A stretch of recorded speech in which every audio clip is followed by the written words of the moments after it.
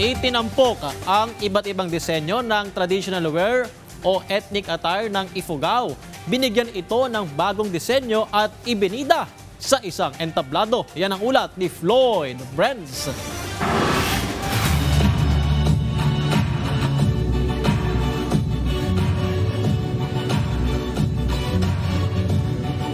Mas makabago, mas makulay at mas nakaugat sa kultura.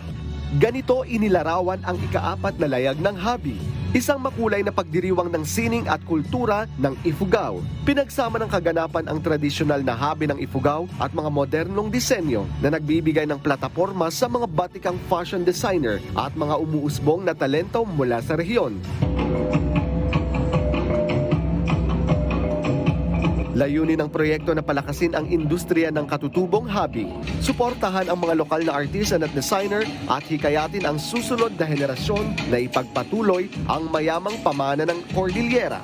Higit pa sa isang fashion showcase, ang layag ng Habi ay isang makabagong kilusan para sa cultural preservation at creative innovation.